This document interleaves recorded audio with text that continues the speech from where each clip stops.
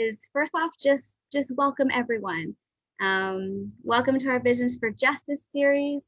Introduce myself. My name is Kristania de Leon. I use she, her pronouns, and I serve as the Director of Partnerships and Strategy with the Participatory Budgeting Project, or PBP. And I'm really excited to join everyone today and welcome you all to our event. We are really blessed and really grateful. We have a really wonderful panel of practitioners who are doing some of this work in the justice space. So for those just joining and getting settled in, and for those who maybe are familiar with Visions for Justice, or even those who are new to this series that we've been kind of building over time, we've kind of kicked off this series a couple of months ago as a space for us to kind of really interrogate, be in discussion, and learn together about participatory practices and how they relate to movements for justice. So we have, over the course of the past few months, had conversations that look at safe schools, that look at participatory democracy, that examine how we demystify budgets and emphasize political education in these spaces. And of course, our inaugural panel included Shaun Glaze of King County Equity Now, who's back with us today, alongside incredible partners in Diana and Alex, as we dive deep into learning more about how partners are advancing their campaigns on the ground. So welcome everyone. And again, if you're interested and comfortable, please feel free to enter your name, your pronouns, and where you're joining us from into the chat. We'd love to have a sense of who's with us today. And know that we'll have plenty of time for Q&A and time for us to actually, be in conversation around learning about these incredible campaigns and our guests, and also answering some of your questions that you have about how they're doing their work and how it looks sort of in this practitioner space. Before we dive all the way in to introductions and going into all of this incredible information we're going to be learning around today, I wanted to offer just a little bit of framing for those that might be new to thinking about how participatory justice, participatory practices, participatory budgeting, how they all kind of connect in this kind of movement building space. And I think there are a whole lot of ways that participatory budgeting in particular can show up and support this work. But I want to outline for folks who might be really new to this idea of participatory democracy or participatory budgeting in the sort of justice conversation, and just offer an example of how that tends to work or can work, just for a bit of grounding and framing, and particularly thinking about like divest, invest strategies, and what do we mean when we say that. And so generally, these frameworks tend to look at our spending very much with the understanding or the idea that our budgets reflect our priorities, that our policies reflect our priorities, our budgets are moral documents, as often people say, and we've definitely kind of opened up that conversation in this space over time. And it's looking at our budgets and thinking specifically around divesting from harmful practices, harmful institutions and systems.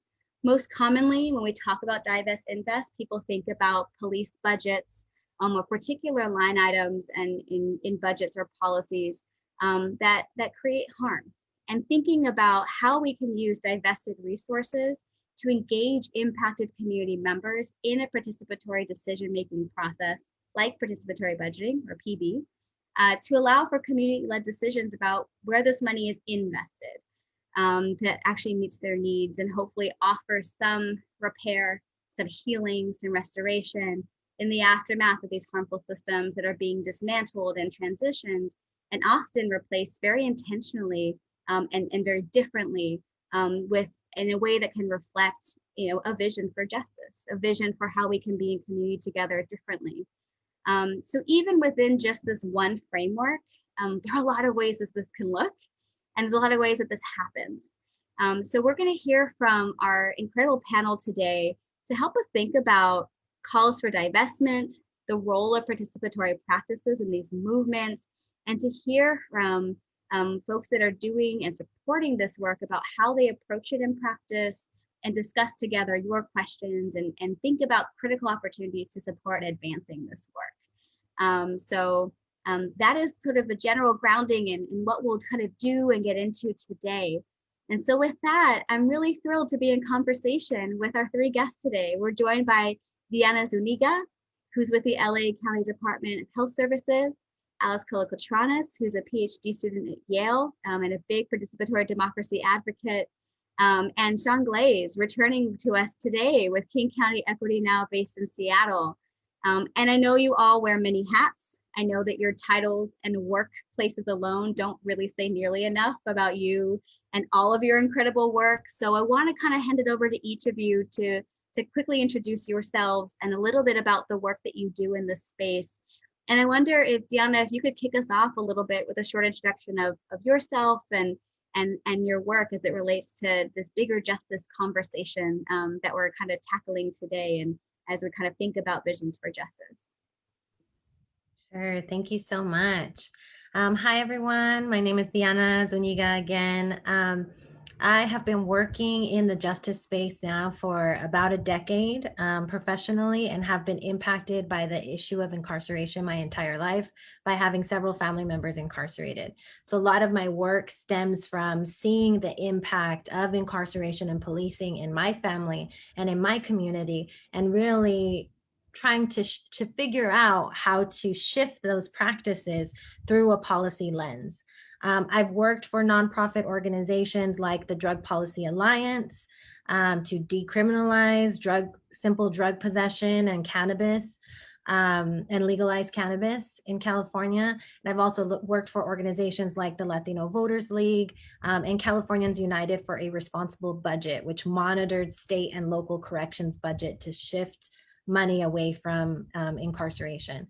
And now I'm with the LA County Department of Health Services. I've been working for them for about 3 years. And in that role, I'm weaving in a lot of the community work I've been building off of for a long time, and really looking at how do we fund alternatives to incarceration and how do we close a prison. So we're talking about closing Men's Central Jail. So that's a little bit about my work and my background. Thank you.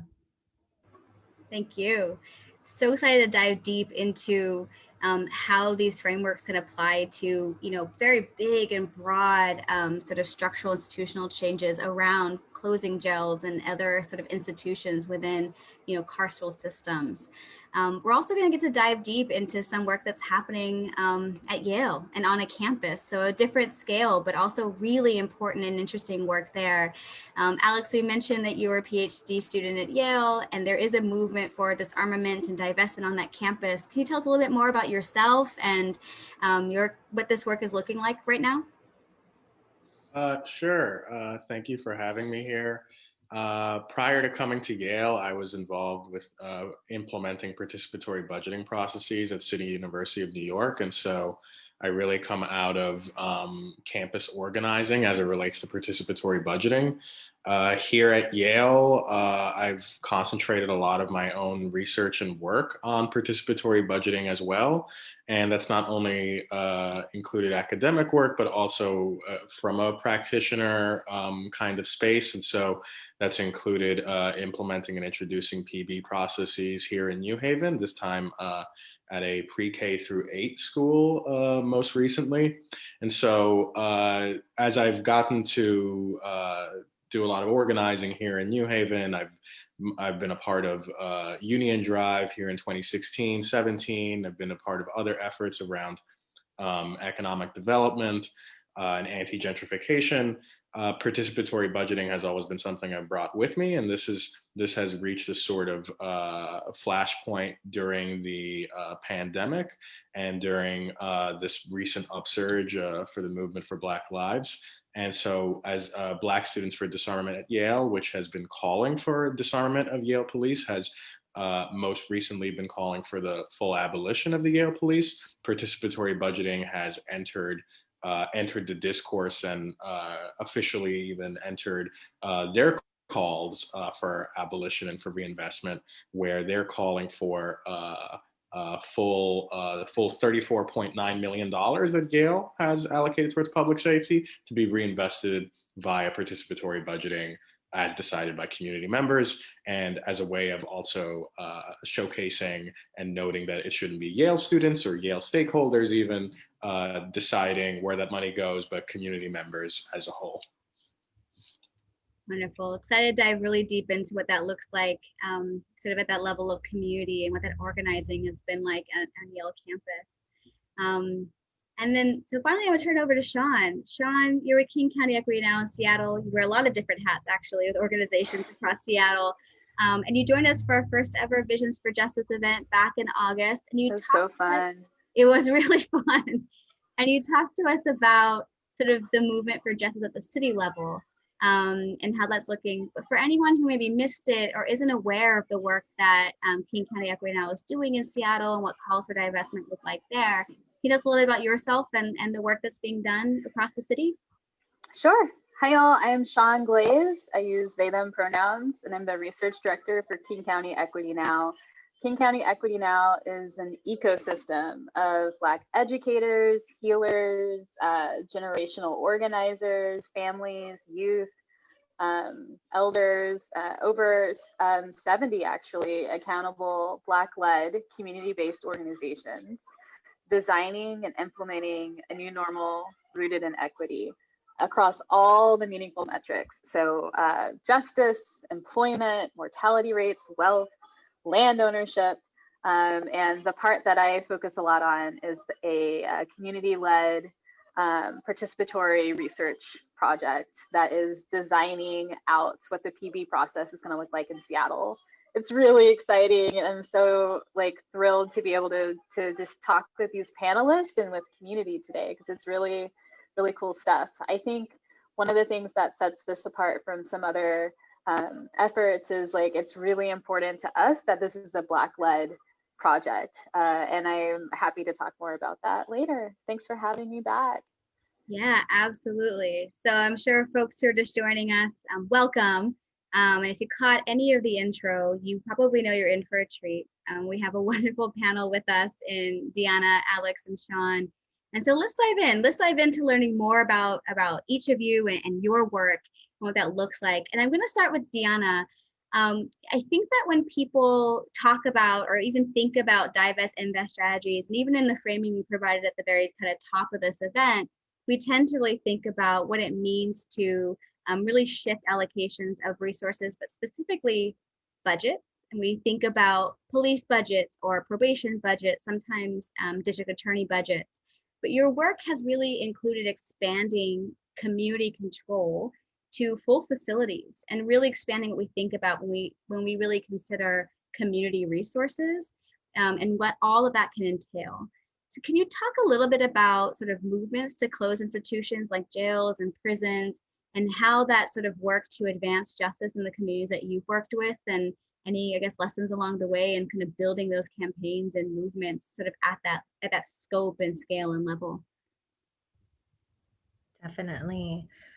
Yes, so I think, groups of organizations, coalitions have been fighting for so long around abolition and really focusing on the closure of prisons, jails, detention centers, and shifting away from building anything else. I would say the work that I was engaged in really started when I came into the coalition CURB, Californians United for a Responsible Budget, where one of our primary kind of goals was to stop prison and jail expansion. With that, we saw that, and we hear this all the time, if you build them, they will fill them. If we continue to build facilities and waste funding on actually building these facilities, they're going to continue to create harmful, traumatic spaces that don't actually bring any sort of rehabilitation, care, and services and support to Black and Brown people, but primarily isolate them from their families and their communities.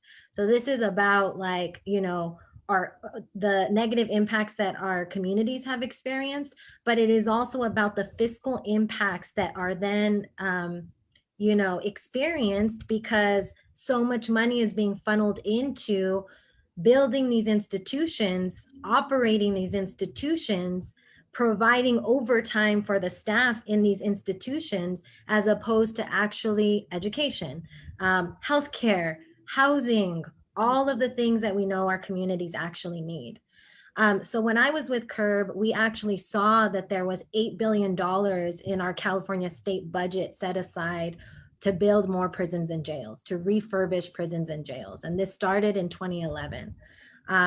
Actually, there was about, I want to say 12 billion. We stopped 8 billion of those dollars from moving into more construction. And the way that we did it was, again, the framing of how this negatively impacts our communities, but also thinking about the environmental impacts. When you build these facilities, you use water, you extract resources from the community to create sewage systems.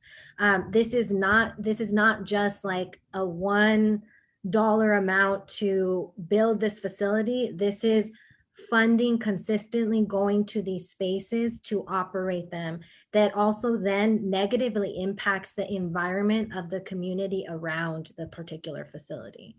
So that was a huge piece for us to even think of the environmental implications of the building of these facilities.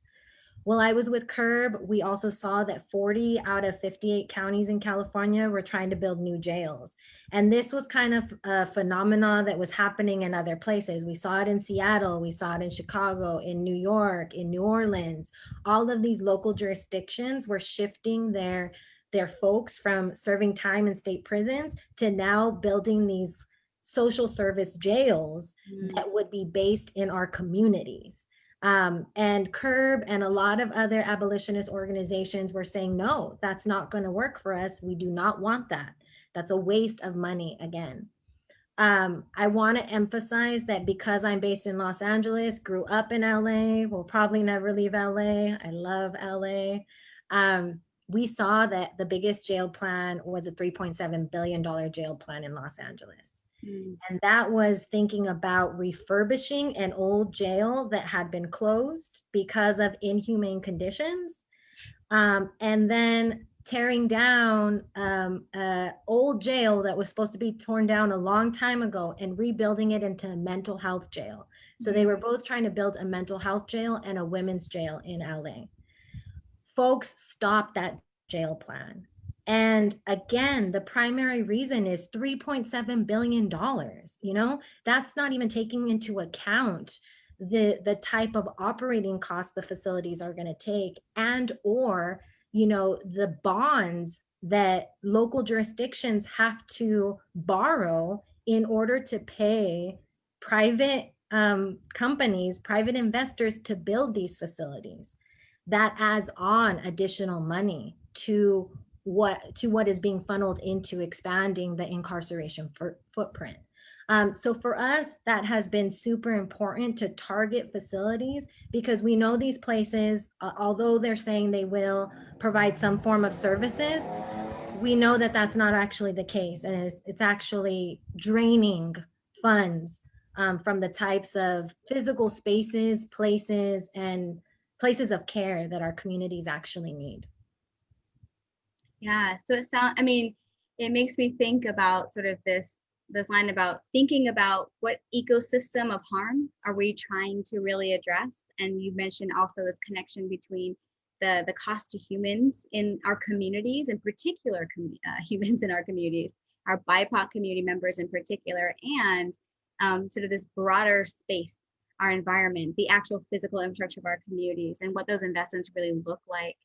And also the struggle to really fight against entrenched assumptions and institutions that kind of, you know, justify continuing to build and grow, you know, some really harmful institutions because they're what we take for granted as being appropriate to build.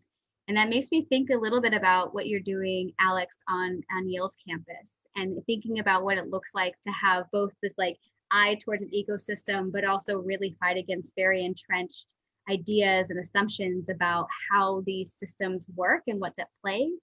And I was thinking about, you know, Yale is one of the oldest universities in the country, which kind of begs a few questions about what that looks like for the organizing that's happening on campus. Because not only does it have, you know, therefore one of the oldest campus police forces, you're also dealing with an institution that's an Ivy League school. So there's power and privilege at play around sort of the community that's around the institution, as well as the student body. I've seen a couple of different stats that say maybe student body is maybe around like 5% Black, maybe 7.7% Black, but the craving diversity and needing more diversity kind of within that space, and is a major employer and an anchor institution in New Haven, Connecticut, is in a broader ecosystem that is relatively diverse and has other needs. So can you share a bit with us about this movement to disarm and abolish Yale Police and how you advance that and build a campaign with all of these different longstanding conditions and sort of entrenched ideologies that come along with that you might have to struggle up against, even on like a university campus, and how that kind of translates into that space as well? Yeah, so there are a lot of important pieces of context here in talking about the struggle for abolishing the Yale Police. The Yale Police were founded in 1894, and they're actually, I think, the longest running campus police force in the country. They also have their own SWAT team, and the budget amounts to, as I referred to earlier, $34.9 million. To put this again in further context, the New Haven budget is $569 million, and the Yale operating budget in total, just the operating budget, is $4.2 billion. Further, if you add to that, if you look at Yale and the Yale New Haven hospital system, their combined tax break, because they don't pay anything as it relates to their real estate, is $157 million to the city of New Haven. And that includes, that's including their voluntary payments and the payment in lieu of taxes. So even when you include that, they still annually owe $157 million, and that's something they evade through all sorts of mechanisms in the state of Connecticut. So the situation is dire. Schools are closing every year in New Haven over the past few years. The city is running a deficit. And there's a stark need for services in a lot of different ways and through a lot of different agencies. Further, when you add to that, New Haven, if you look at certain rankings, is among one of the most over-policed cities in the country, and that's just when you count New Haven police. When you put on that Yale Police, of which there are 93 uniformed police officers and who make the highest salaries in the state, New Haven is clearly by far and away the most policed city within the state of Connecticut, at least. So there are a lot of different needs that are becoming more and more clear, especially through the pandemic. And there are a lot of different stakeholders that could benefit from not just simply addition by subtraction of police forces that are only further entrenching a certain carceral logic at Yale, but could benefit from the reinvestment of funds and in ways that are being called for right now. And so this is what we saw last year with the founding of Black Students for Disarmament at Yale. A lot of the work that came there was actually from a call by New Haven organizers for organizing to be done at Yale itself. And so Black Students for Disarmament at Yale has been very much linked to other movements, or rather other organizations here in the greater New Haven area to call for the abolition of Yale Police. This last year particularly came to national attention with the shooting of Stephanie and Paul, and that reached national attention with Yale Police and Hamden Police being involved in New Haven in that shooting. And so there were mass protests, and the calls for disarmament were quite large and attracting hundreds of people, if not 1,000-person protests. Now, fast forward to this year, and once again, of course, the organizing as elsewhere in the country has stepped up quite a bit, and we've had 1,000-person, 2,000-person protests in a city that only has 130,000 people. And so the mark that's being made here is quite clear and quite big.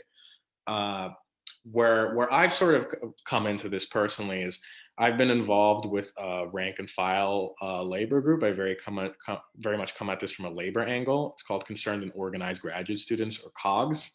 And we've come together around calling for a 1-year universal extension for our funding and healthcare in our PhD programs. The reason being that during the pandemic, people have had to return from other countries and continents, from other places in the United States, from doing their research. They've been unable to do their research. Of course, all the mental health issues that have also come with the pandemic or have been amplified. And we achieved a lot of victories. It wasn't a full victory, it was a partial victory. We did not quite get a universal one-year extension, but many PhD students ended up getting a one-year extension. We're quite proud of that.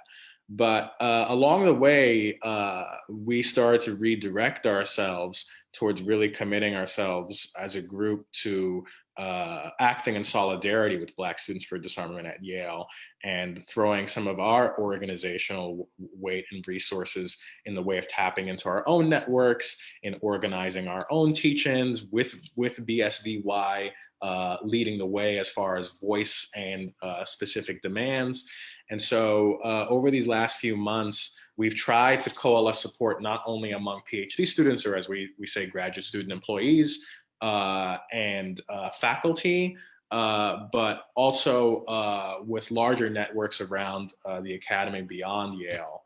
But here at Yale, we've really worked on bridging the gap between undergrads, graduate students, and faculty, because that so often does not happen. It is time and again an issue with organizing on campuses, many different campuses, where undergraduates don't necessarily have a sense of what it is that graduate students are facing as far as the labor that they perform, and faculty themselves sort of constituting a different strata, particularly tenured faculty who are quite secure in their own positions. And so we've really tried to bridge those gaps that frankly I rarely ever see. And that's been happening a lot through this work around calling for the abolition of the Yale Police, because it's so clear that at Yale, we need a lot of these issues to be addressed regarding the Yale-New Haven relationship, but also to really also you look at this moment and look at Yale and say, we need more faculty of color. We need more Black faculty.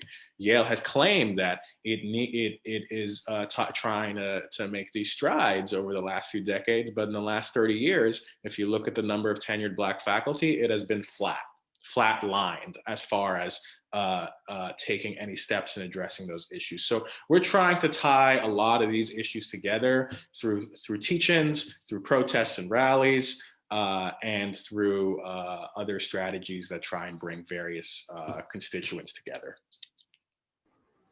Yeah, I hear kind of a theme already bubbling up around sort of, one, how do we really talk about shifting entrenched like power dynamics and sort of like systemic like perpetuators of harm, and that really need to be challenged and questioned. And also this need to bring together like broad coalitions of stakeholders, which I think, you know, really brings me to my questions for Shaun, and learning more about what's happening in Seattle as well, because, you know, when you joined us for our very first session, you talked about how you've been sort of getting your community ready for a PB process that is like in this divest invest framework, and looking to divest from Seattle Police Department and using PB intentionally to invest in that. And I think since we talked in August, some sort of headways has been made, and you've had some wins, and you've had to kind of fight in that advocacy space to like make your demands and have them heard, with some movement, and being able to free up some funding and to kind of really think about what that means. And I'm curious, Shaun, if you could sort of, you know, as we know, these movements juggle so many things, and they are so complex, and really require a lot of like pushing the needle and questioning assumptions and bringing people along with you. Can you share just what you've learned, maybe since we were able to last connect, about like pushing for the citywide like divest invest work, as you both like prepare community for like participatory practices in a virtual setting, you know, during COVID and in these times, and also just how you've been able to tackle resistance to the gains that you've made, and to the sort of the degrees of divestment you've been able to accomplish so far, and sort of how you sustain that to really continue to support community engagement in the work that's happening across the city? Sure. And y'all will also hear probably the occasional sound of a small human and maybe a dog or two. So, Totally hello, y'all. fine. As I shared at the beginning, I am part of a Black-led coalition of Black-led community organizations in Seattle, over 70 Black-led community organizations in Seattle, called King County Equity Now. And yes, it's kind of wild to think about it. August, when we last spoke, I think we were still advocating and pushing for City Council to pass bills that would be consistent with our blueprint for what police divestment and community reinvestment could look like. And our proposal was multiple components. It was like divest from police, 50% of the police budget in 2020, whatever's left from 2020, and then 50% for 2021 and moving forward. And it was take that money and then have at least 3 million go towards a community research project where community members who are the closest to the issues are closest to the solutions and therefore have the wisdom and experience and leadership and expertise to be able to identify what solutions should look like.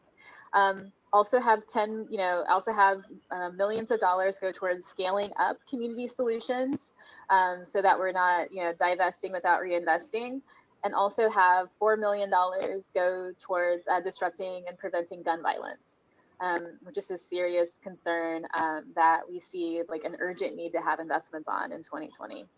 So in August, I think we had I'm just like playing the time machine. I think we're still advocating. Maybe we were optimistic about what council was going to do. Fast forwarding, council passed those bills. Our mayor vetoed them very predictably. And then our council, under immense community organizing, held on to their initial votes and overrode the mayor's veto. And so that happened. Which means that our $3 million community research project was able to go forward, which designs out what the PB process is going to look like in Seattle. And so I oversee that. We have over 100 community researchers who are eagerly looking at exploring what creates true community safety, true community health, and the conditions for us to thrive, doing projects from like completely, rethinking what the mental health system looks like. So we have like mental health providers, licensed and otherwise, redesigning mental health right now and doing some research on that.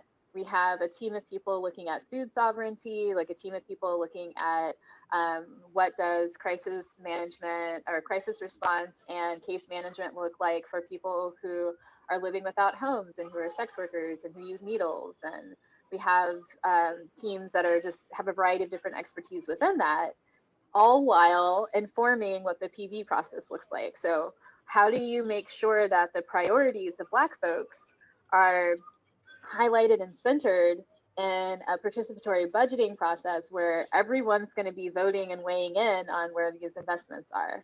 What does that look like? How do you get community ready for it? Because right now, COVID land, remote is where everything's at, but Black folks are less likely to have access to high quality, high speed internet. When we do have access, it's often through our phones. And so which could have worked if now you don't need to be on internet to work. Your kids need internet to be able to take classes.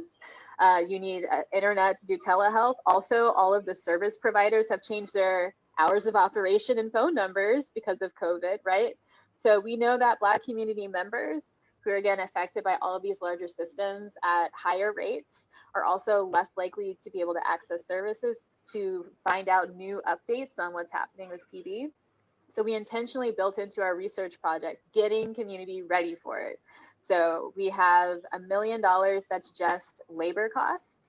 And then 2 million is on things like internet, hardware, childcare, food, translations, right? Because we have a very diverse community, interpretation, disability support, PPE, just you name it. Like we just intentionally built it into our research process to be able to deliver those resources so our community can stay alive and be like healthy and safe and engaged in PB. We're also as part of the research, doing some testing on the mechanisms of it. We do a lot of consulting with the PBP project, which is like generously free, and oh my God, thank goodness, so that we can like nail down some of the technical details of like what other cities or countries have done with PB, and be really thoughtful around like what are the pieces that we think will really help us move towards an equity based model. Because Seattle has done PB before, but it's very equality based. We have a pot of money, we divide it equally across our city council districts, and you know, every district has the same amount of investment, and we, you know, have funded projects that way. And so really thinking about a new model rooted in equity, led by Black folks, and we get to do that. So that's really cool. So we had our press conference 3 weeks ago, introducing the world to our first set of community researchers. It was really exciting, especially just like giving the press and community a chance to just see people and like hear about their experiences. You know, we had people talk about their experience as a DV advocate and their experience, you know, as, you know, someone who's formerly incarcerated. We have people who have deep experience with incarceration, leading projects, not just consulted on them, as part of our model. So, and for those of you who aren't familiar with Seattle, Seattle is usually described as a very white city. There are plenty of people who aren't white who live here. We also have a police budget that's over $400 million this year. And that accounts for about a quarter of the city's general fund spending. So a quarter of it just on police, not even the policing system of like courts and all that other stuff, just police, a quarter. So that's more than we spend from our general fund on arts, culture, recreation, health and human services, neighborhoods, and development combined. So we have a very, when you look at our funding priorities, policing has been a very large component of them.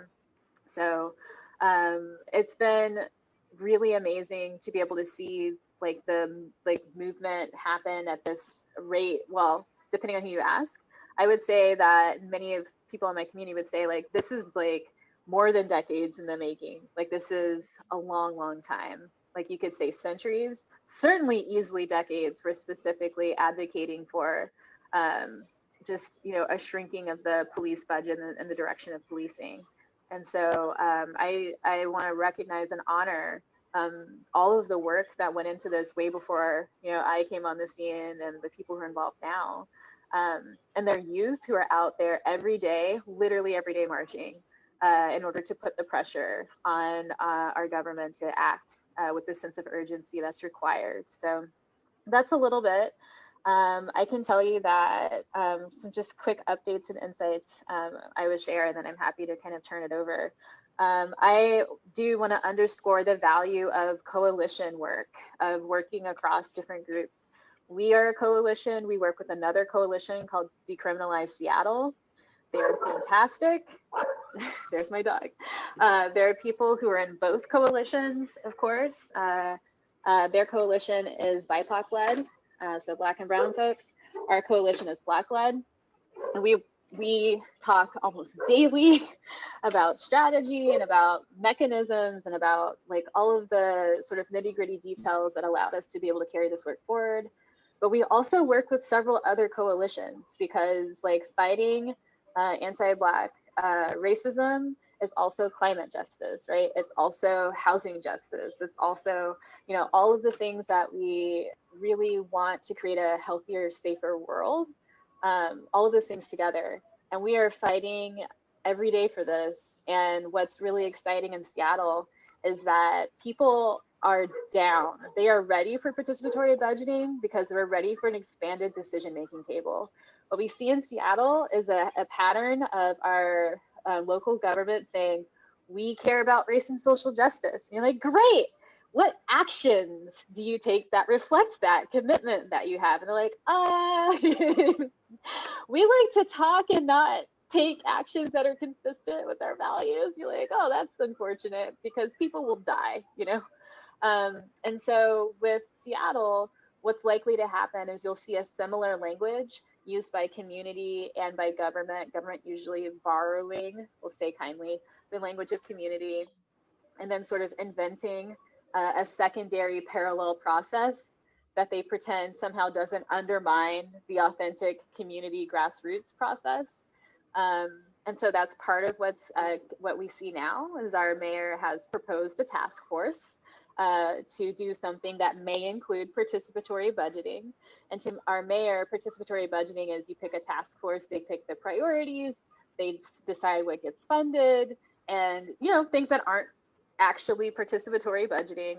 And then the community is saying, like, we want participatory budgeting. We want normal people who are not like handpicked by white wealthy people with who already enjoy a comfortable proximity to power to decide what happens.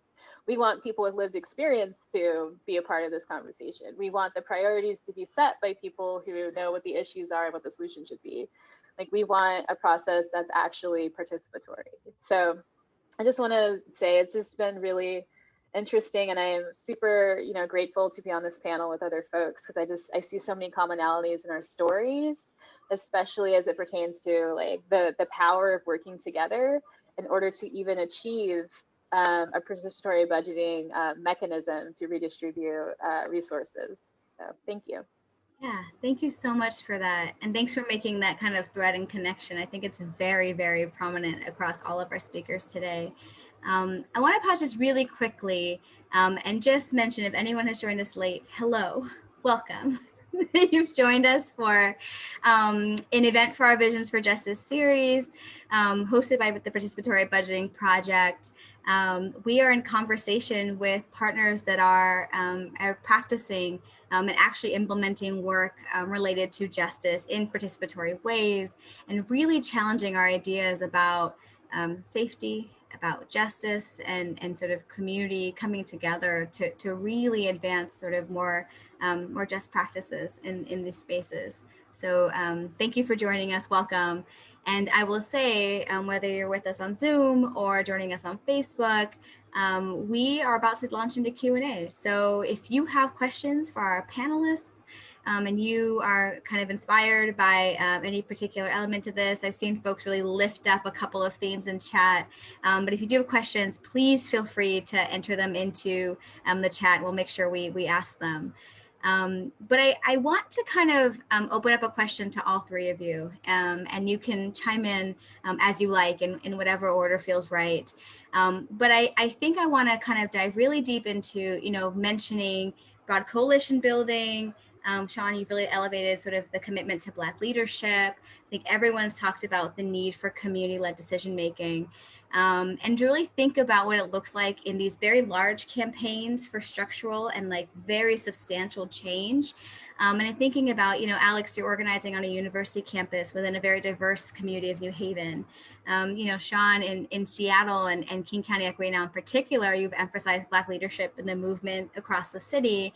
And Diana, your work around alternatives to incarceration and jail closures has really centered, in a way that I've seen firsthand, representation from impacted community members. And so as all of you really think about your approaches and why they need to be participatory, why you need to include, impacted community and build, community together to advance this, I'd love to hear about your approaches to engaging partners and why you see it as so important and how you go about it in your work. And for folks, we'll sit here for a bit. We'll let our panelists dive in. And then if you have other questions, again, feel free to enter them into the chat. But would love to hear about all of your approaches to really engaging impacted community in your work, why you do it, how you do it. I'll let y'all chime in too. Doesn't have to be in order. I'll start because I think about this a lot. So for me, it's we started in the summer, we wrote up our blueprint.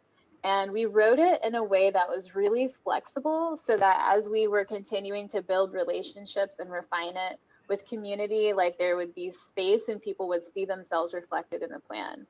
And we did, we presented our blueprint. We did community teach-ins. I had daily teach-ins. We had daily podcasts. We had calls with community members. We were talking to organizations, but we were also talking to people who weren't part of organizations, who, maybe had, been completely jaded at the idea of a community organization being a space where they felt safe and like their opinions really mattered. Or maybe they'd been pushed out of an organization in the past and they were just like, no, I'm done. And so people who wouldn't necessarily gravitate towards being part of a participatory process, at least you might not think so, but still really value the idea of having a collective goal of like equity and, I don't know, a better world for everybody. And so a lot of relationship building, a lot of connecting with other coalitions, talking to people. I can tell you in the last 4 months, like for me, it's been a lot of like 15, 16-hour days on Zoom. It has been a lot of phone calls. It has been a lot of emails. It has been a lot of just talking to people, and then someone feels left out. And so you like talk to them and you're just like, like, I'm sorry. I promise I wasn't intentionally trying to exclude you. Talking to partners who speak several other languages, and then thinking always on who's not here and how do we find them and get them plugged in too.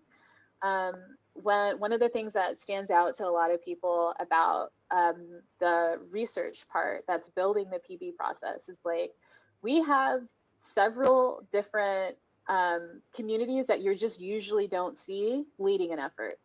We have several different trans folks, for example. We have several different trans orgs. So like in Seattle, there's usually like 2 that people know about. And so they're like, these are the only 2 orgs that represent the trans experience. It's like, nah, there's several other like little orgs or like constellations of people that are out there that are doing the work, often for volunteer, work and volunteer capacity, doing like survival work to get the resources to get and redistribute to community. It's like finding those folks and talking to them and like bringing them into the process and thinking very, very thoughtfully around like how to do it in a way that's going to support them and sustain them beyond this. Anyway, so it's a lot of talking, it's a lot of relationships, it's a lot of late nights, it's a lot of apologizing, it's a lot of encouraging. And to me, like the biggest thing is like it's a lot of really creating the space where people can dream, right? Like paying people 30 an hour for like 30 hours a week to just dream this new world into existence, and paying them that much because that is what like living wages in Seattle, and almost no one, especially almost no one Black, makes that much. And so paying people for their expertise and their labor, and creating a plan that allows you to do that, I think is where I'm at. But I would love to hear what y'all think about this question of like, how do you really do this? Yeah, Alex or Diana, I'm curious if, I wouldn't suspect it's any easier, even on a Yale campus. And I certainly don't suspect it's any easier with broad coalitions like the ones you convened, Diana. How's that look for each of you? Some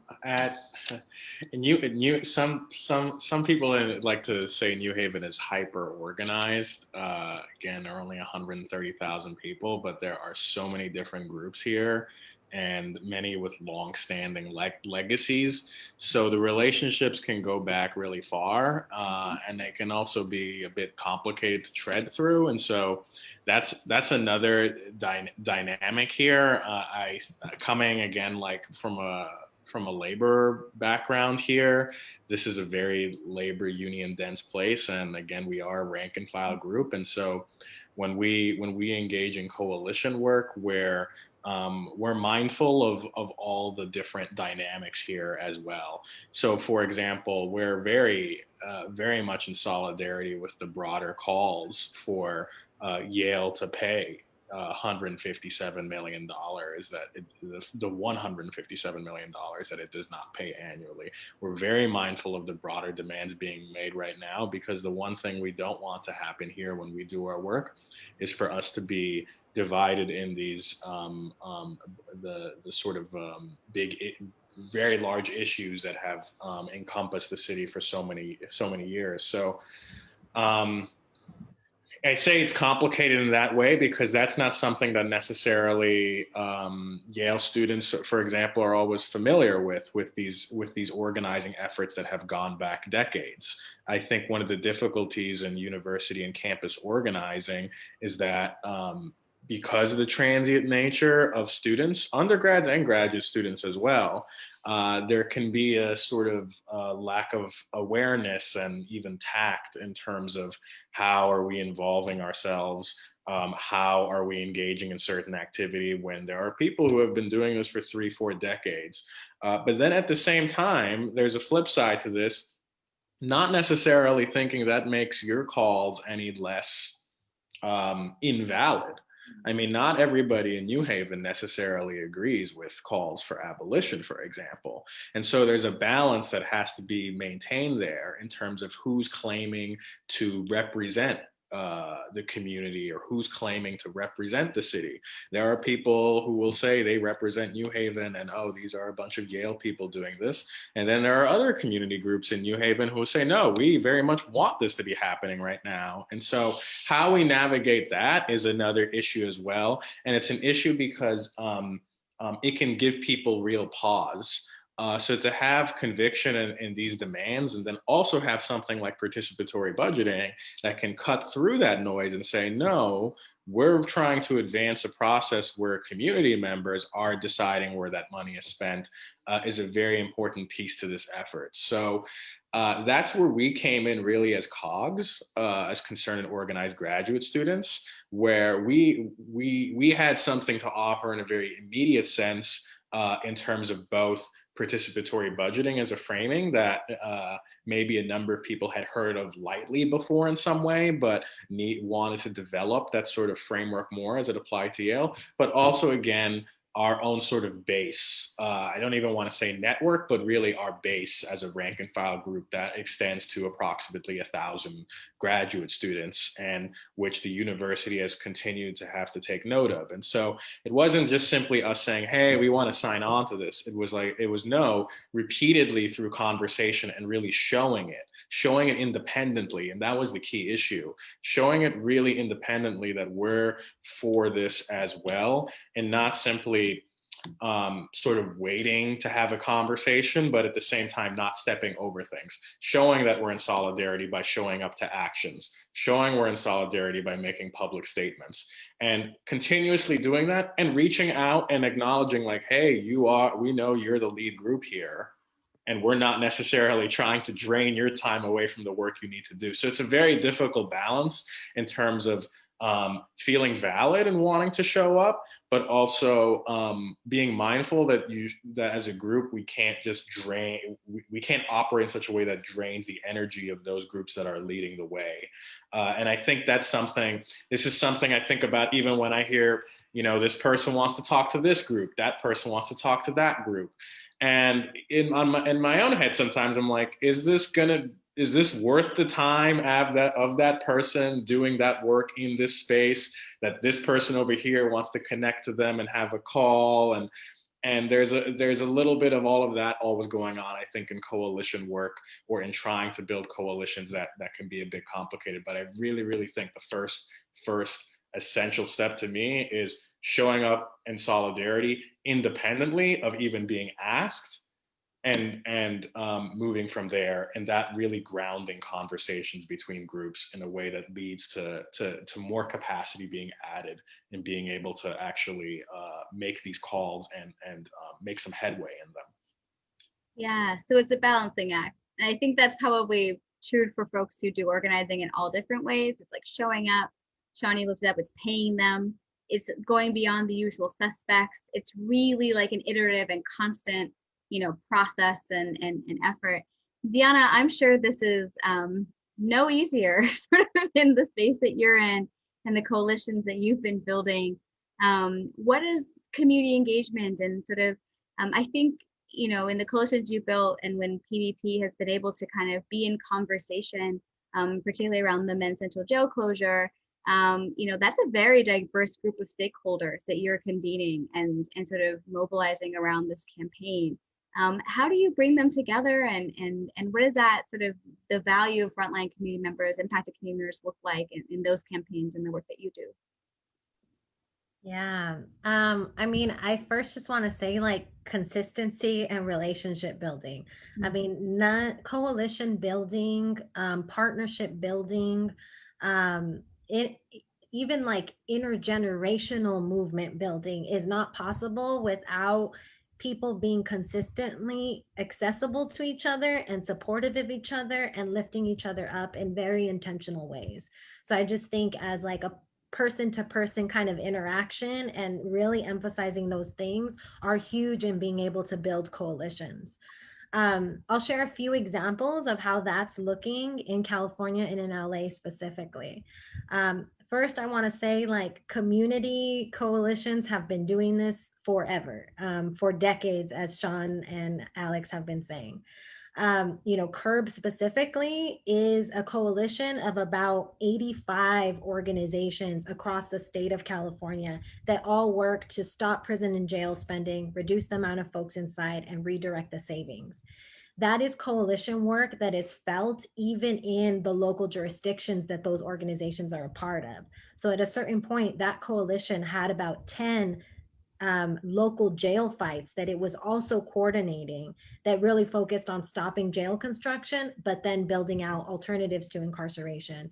Very much rooted in connecting to abolitionist organizations, but also connecting to formerly incarcerated people, their communities, and their families.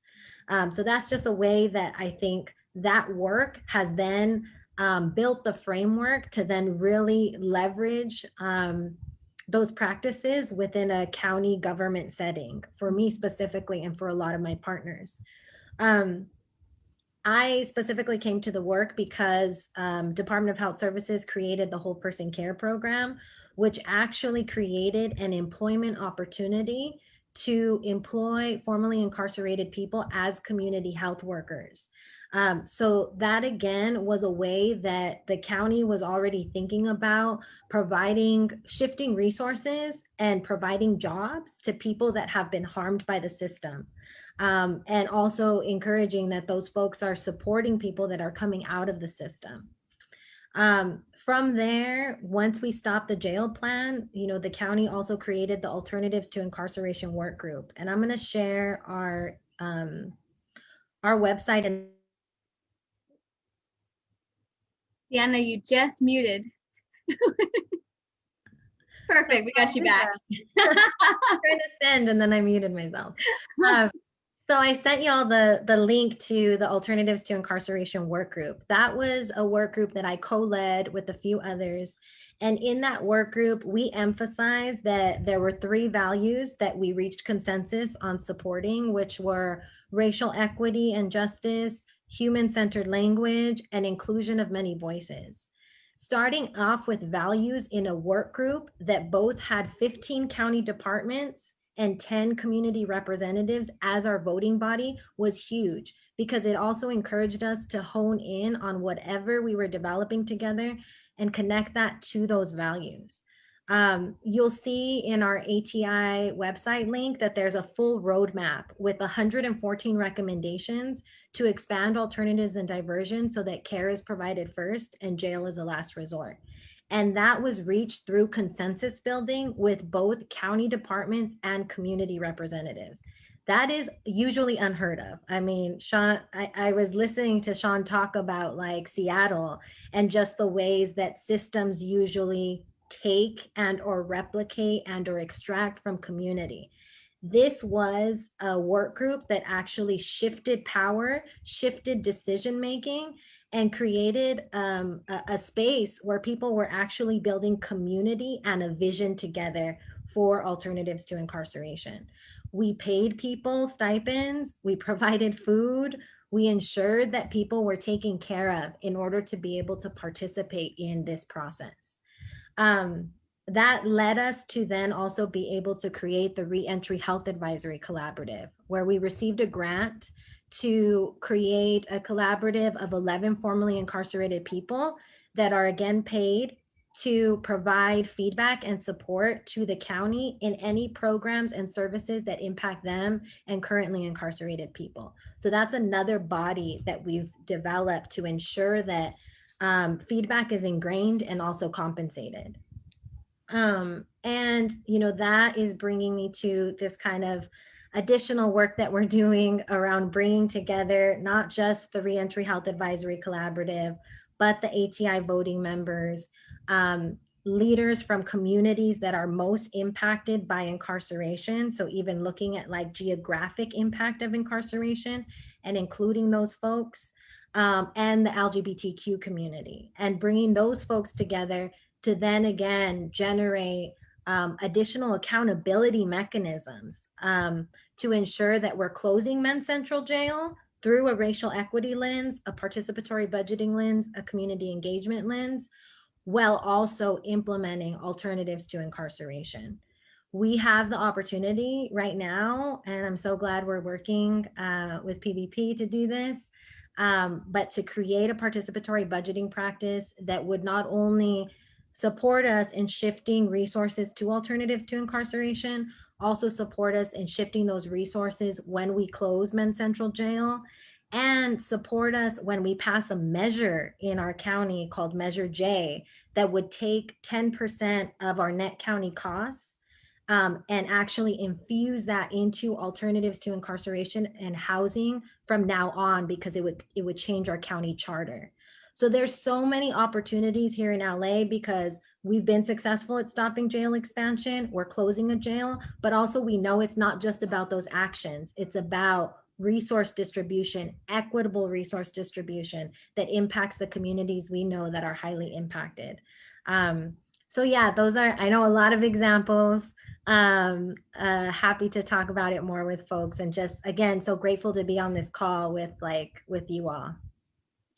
Yeah, I want to just pause for reflection and just say I feel, as PPP, we work with folks all over the US and Canada to help sort of think through expanding participatory practices. And we're so humbled and really grateful to get to work with sort of all of you as a piece of that. It's really exciting. And this is just such a lovely reminder of just what a privilege that is, and the incredible work that's happening. I'm seeing a lot of kind of like celebrations in the chat, and people really resonating with the things that everyone is saying. See Shaun sharing a lot of resources there as well, and a little bit more information about what's happening in Seattle. And I want to acknowledge we're just a bit past the hour. So if you have questions that you want to make sure you hand over to us, please do so. We'll try to answer as many as possible, but we also recognize, particularly for East Coast folks, we'll have to kind of make sure we're brief and kind of conclude on time or within a reasonable time. But I do have a question, Diana, since you talked a little bit about some of the work that you've done, and you mentioned some of the divestments around at least curbing $8 million that was going to be, put towards expansion of jails and prisons. And was that an example of resources that then were invested in other ways that were sort of identified in like a participatory or kind of in a community-led process? Or what happened with the resources that you were able to kind of divert towards other spaces outside of sort of prison and jail expansion? Definitely. Those resources did shift over to kind of health and social services and or services that were existing inside of the prisons. We were very supportive of it shifting to health and human services. So we weren't actually able to create a participatory budgeting process through that, but we did create a framework of potential line items within the California state budget that were either going to lose funding or needed additional funding, specifically again to support health and human services, because we knew that building up kind of health and human services would allow us to then continue to shift people outside of prison and divert people from the actual institution. Yeah, thank you so much for sharing. And I think there's also some interest in, and this is actually something that could apply to all of our panelists here, in sort of, as you do research, as you either create your platforms to make the case for your demands, and really think about, how you frame the work in these various ways. How do you think about the role of research or data collection and metrics in helping make the case, either to inform those demands or kind of inform any advocacy you do to formal decision makers to really adopt and understand the case that you're making? Because it seems that, all of you are trying to really convince folks in positions of power that they really need to fundamentally question or really interrogate, very different ways of utilizing that power, sharing that power, shifting dynamics of power, and undermining some basic assumptions that our society and our culture at large really take for granted and reinforce regularly.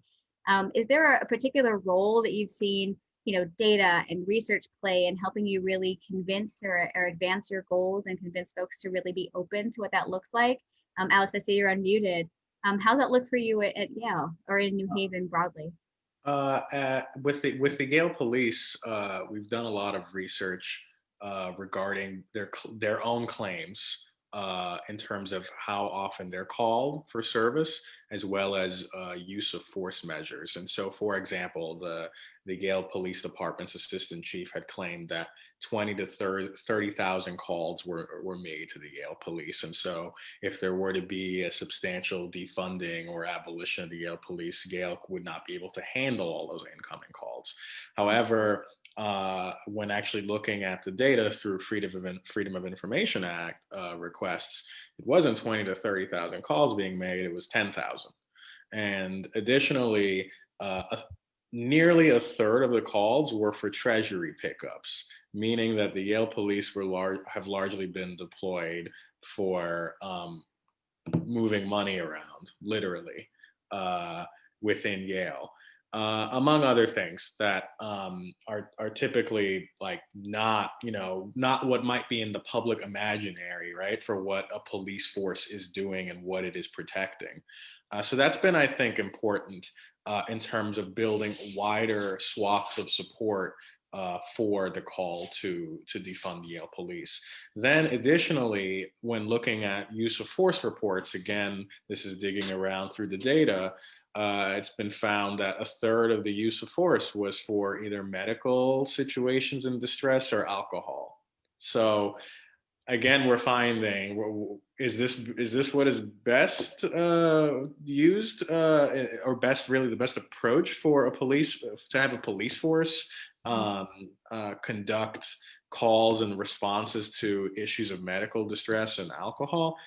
I mean, right? Probably not. So it's helped us. It's helped us, I think, make the case again to increase an increasing amount of people, and it has at least forced meetings now between the Yale administration and Black Students for Disarmament at Yale.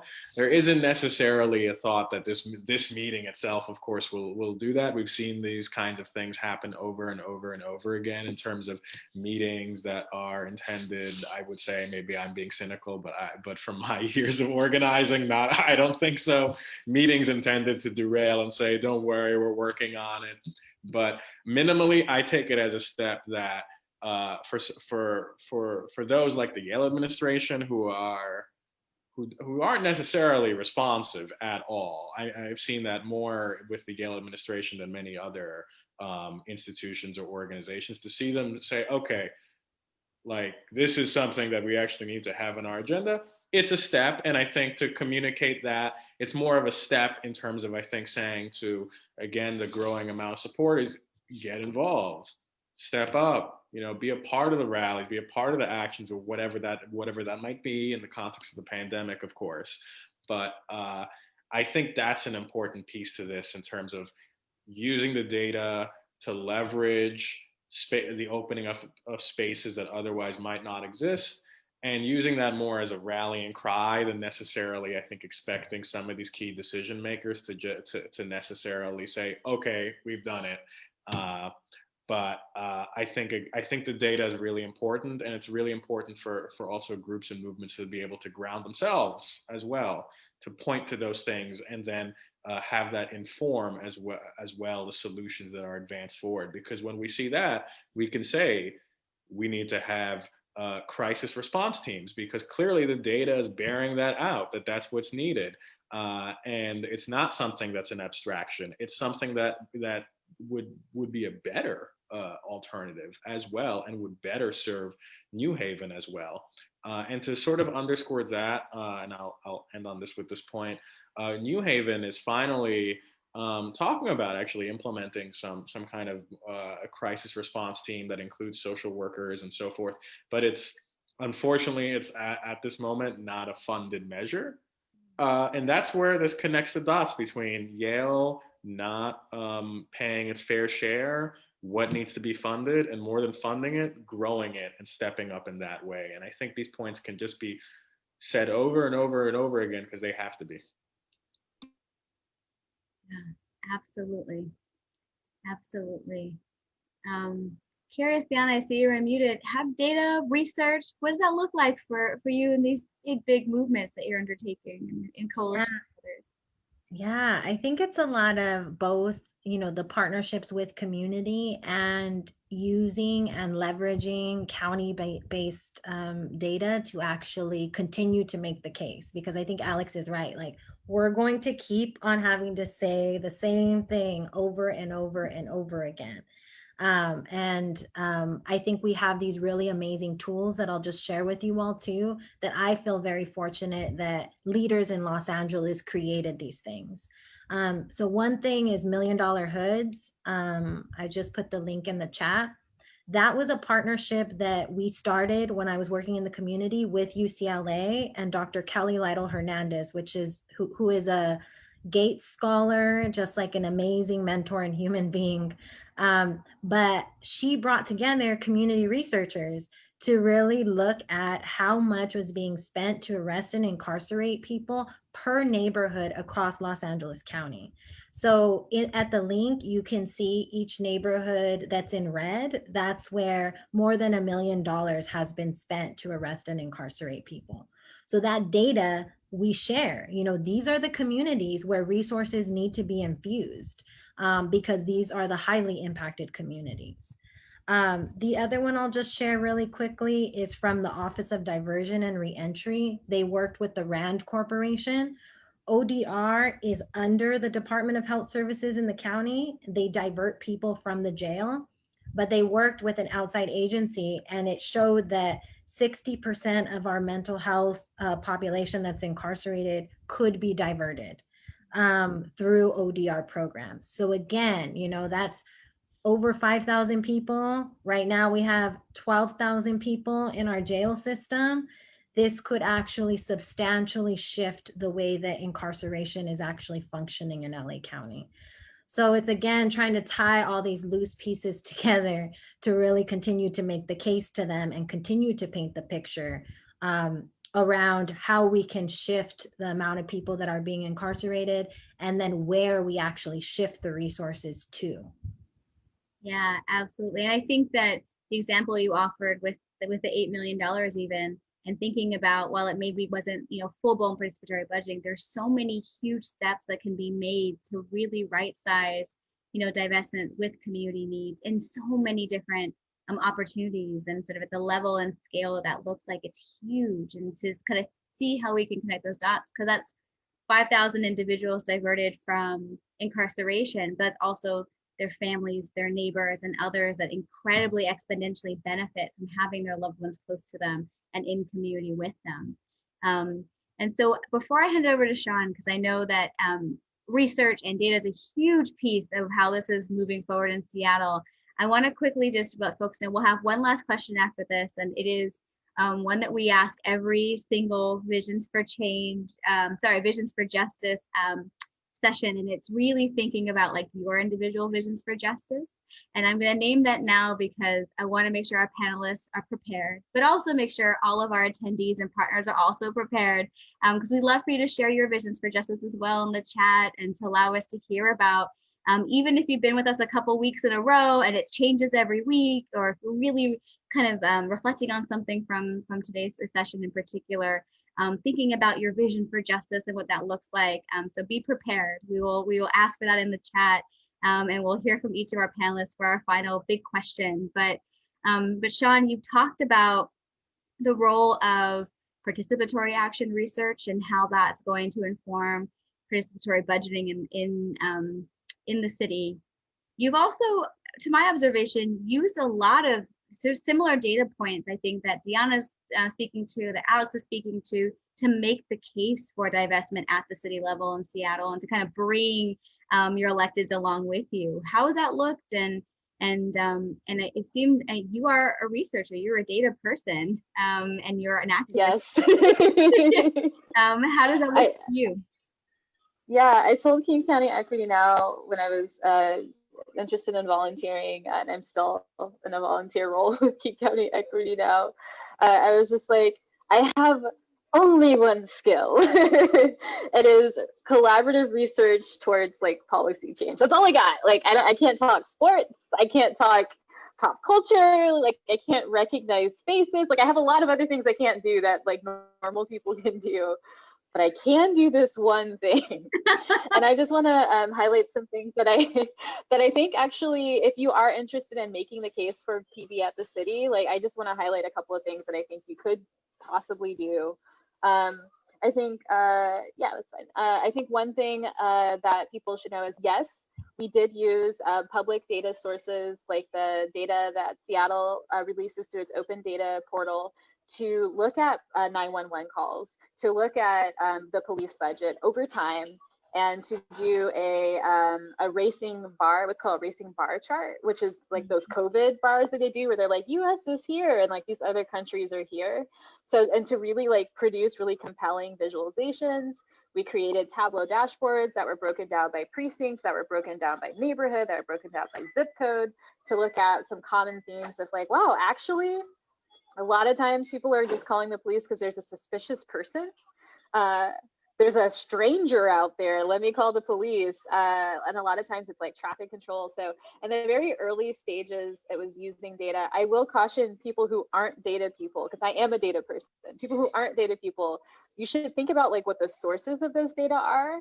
And so like a lot of our data, who collects that data? The police department. Who presents the data? The police department. So just like knowing your source and knowing what kinds of claims they may or may not be willing for you to make as you are using their data, and then always pairing it with your own data. And so being able to have, you know, stories and lived experiences, archival data to be able to say something like, wow, actually, if you look at, you know, this record, community has been asking for this for decades. You made this decision, you made that decision, you, council member, made this commitment, you were using this kind of data, that data had these kinds of implications, this is not the reality we're in. So I would say just really what we did was we had a volunteer team. If you have a team of even 5 dedicated people, I think you're pretty solid. I have over 100 volunteer researchers who can support this effort. And so I can say, hey, I need historical data on all the police departments in King County and their budgets broken out by all the different budget items, please and thank you, and have a team of people coming up with that. But at the end of the day, what really moved our city council was like very little of it was like based on actual like hard numbers, because what they realized was the hardest numbers were the dollar amounts, was that we had been spending all of this money and we were not safer for it, that we had been spending all of this money unquestionably for years, and like just like that we had gone from a point where our budget was like, you know, over, depending on how you count the numbers, maybe it's $500 million, and that a lot of times our police department runs out of money, like runs out of 300 or 400, you know, some odd dollars, and would just ask for more, and council would just do it. And they wouldn't ask them like to prove, you know, that it was safer or anything. They're just like, you asked for more money, I guess I got to give it to you. And so to be able to play their own record back to them about decisions that they had made that had murdered Black folks and had harmed us, and be able to say, here's the record and what do you want to do about it? That was really what moved the needle for us right now. And if you are someone who's interested in integrating data, which always excites me, I will say you don't often need very sophisticated analyses. I am a researcher by trade, so like I could do really fancy stats for people. They rarely need them. Usually it's just like, is it a big number? Is it a small number? And in the case of our police budgets in Seattle, it's a super big number, and it was an unquestionably big number. And the cost of human life was finally at a point where council had to rethink their decisions. So I'll just leave it there. Yeah, thank you for that so much. So we're gonna transition to our final question, and as I mentioned, in keeping along with the theme of our series, we always end with asking our panelists sort of a word or a phrase or something that's evocative of them, of their vision for justice. And I would like to kind of open this up to our panel. I'll say that there's a couple in the chat that are really beautiful, and if you are joining us there, please feel free to share your vision and what that might look like. This is kind of my favorite part of these panels because I always find it to be like deeply moving and inspiring. And since and I don't know, I'll call anyone, whoever's moved to share first. Please feel free. And I'll also note, Shaun, I know that you shared your vision for justice a couple of months ago, and you offered this like very beautiful sort of image, even like a very physical image around, what community looks like and how that can be. And so I'm curious if it's changed at all, or if there's something else that's sort of like present for you today as you share yours. And Alex and Diana, would love to hear really what justice looks like for you and your vision for how that can manifest in your communities.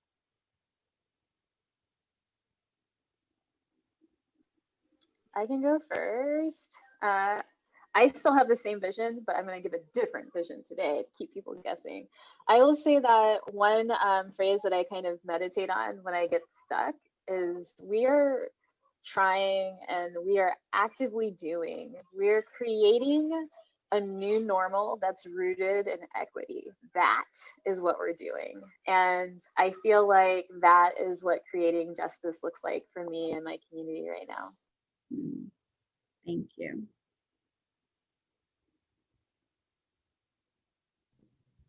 I can go next.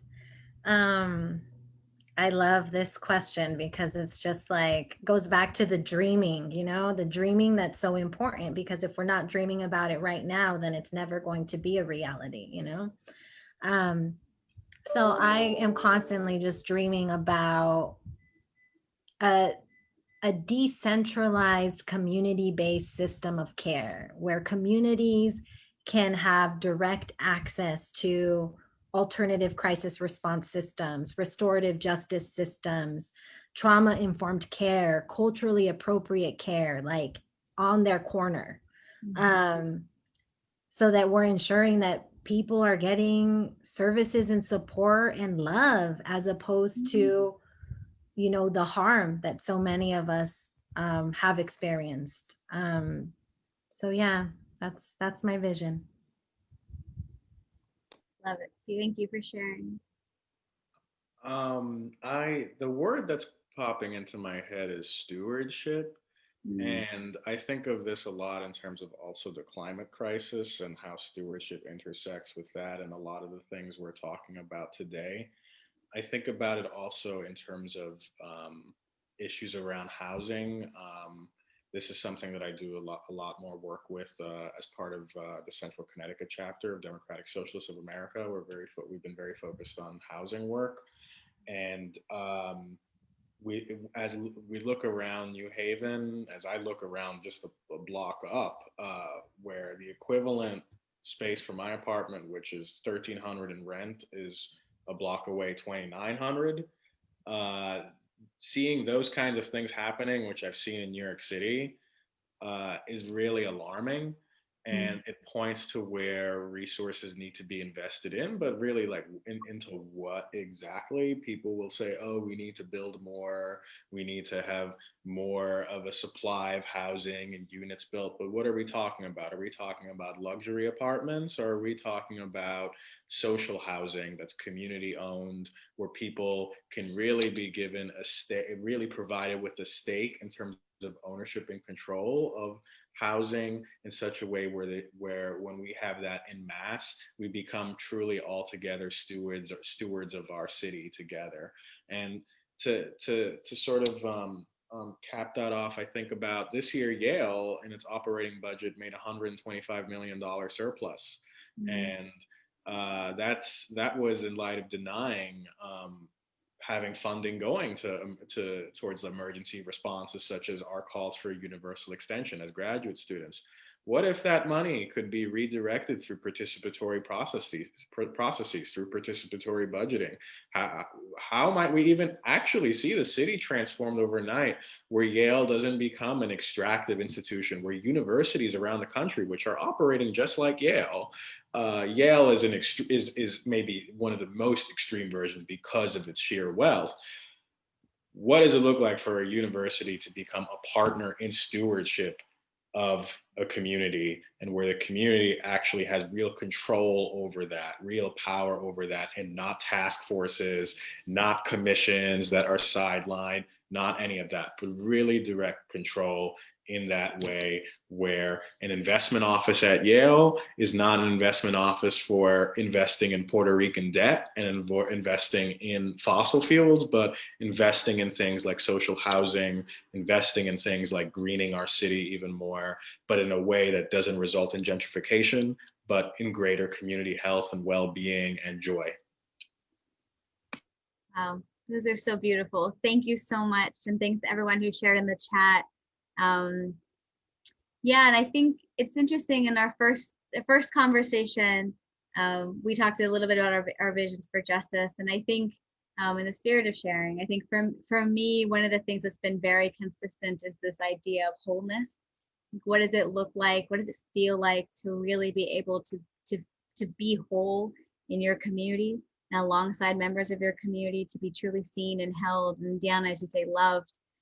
You know, how does that show up for us physically in our bodies and sort of in community with one another? And I think that's something that really warms me when I think about it, and I think is very evocative for me of all of the visions that you're also like collectively thinking about and holding, and kind of hopefully even using your word, Alex, sort of stewarding, you know, in concert with others and through your work. So thank you all so much for being with us today. We went way over, so I really appreciate all your time and for everything that you've offered.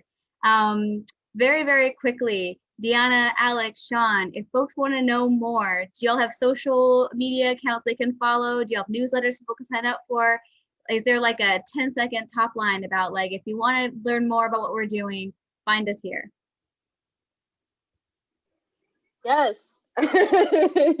Our handle on our website is King County Equity Now. I will tell you, it's not, some people hear Kings, plural. No, it's singular, King County, like Martin Luther King Jr., who we have named our county after renaming it from another king who was not so awesome. So kingcountyequitynow.com. Perfect. Thank you. I'll say that you can follow us on Twitter for COGS, for Concerned and Organized Graduate Students. I'll post that in the chat. I'll also post BSDY's more direct resources here. I'll also post that in the chat, defundYPD.com, and you'll find resources there like zines, petitions. Definitely sign the petition if you can, FAQs, and you'll see the report there as well, which calls on Yale to defund the police and put forward a participatory budgeting process. I shared my email in the chat, so if anyone's interested in connecting, you can email me, and I shared the LAC Alternatives website that you can also visit. Wonderful. Thank you all so much. Thank you to all of our panelists. This is really wonderful. I feel like just very informative, and just it's a lovely conversation to be in with all of you and to learn about all of your incredible work. Thanks for our attendees for coming and being in space with us, submitting your questions and sharing your visions for justice as well. We're so grateful, and we're really looking forward to continuing this discussion. Our final planned event in our Visions for Justice series will be on October 28th, and we'll have wonderful guests on that. We'll be sending out more details. Mark your calendars, October 28th, same time, slightly different place, still Zoom, still Facebook, new link, and that'll be at 4 Pacific, 7 Eastern.